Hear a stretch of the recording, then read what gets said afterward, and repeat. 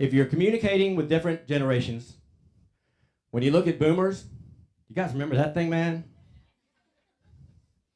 That's in my house. When we bought our little beach house in Ormond, it's an old 1950s house. It had one of those big wall jacks on the phone, right? And it was ugly.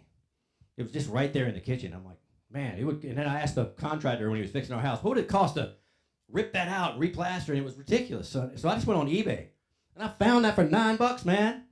So I hung it in my kitchen. It's just art. I actually painted my kitchen that color to go with that phone. And you know what's funny, when I do millennial sessions, you know, a lot of colleges bring me in to talk to their millennial and Gen Z kids and try to teach them how to understand us. What I like to do is bring a millennial up on stage, and I bring that phone. I take it off the wall and bring it with me. I say, okay, I want you to sit down.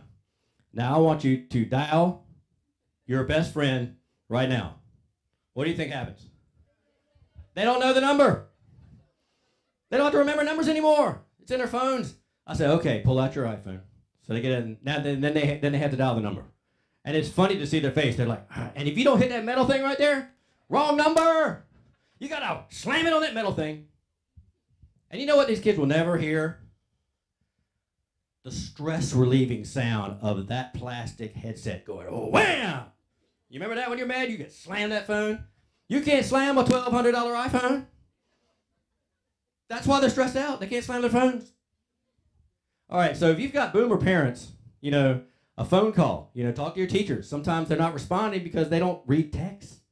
You know, they're not reading emails as much, so, you know, communicate through them best. They prefer a one-on-one phone call. Us Gen Xers, unfortunately, that's our communication of choice. I have a love-hate relationship with email. When I was at Scholastic, I used to get 150 emails a day. We're live streaming on Facebook right now. I'm sure I got some of my former Scholastic people. How many emails you got today?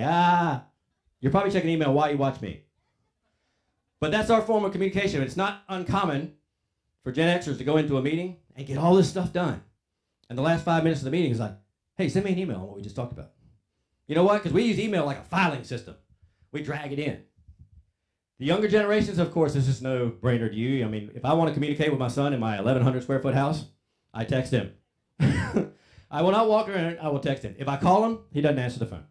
They don't even like to talk on the phone. Your millennial parents don't like to talk on the phone. But they'll respond to text. And in many cases, they'll respond through direct messaging, through Facebook and social media and stuff like that. So I don't think this is much of a surprise. But keep that in mind, especially for your older parents, that they may not be as comfortable with some of the new forms of communication as you may think.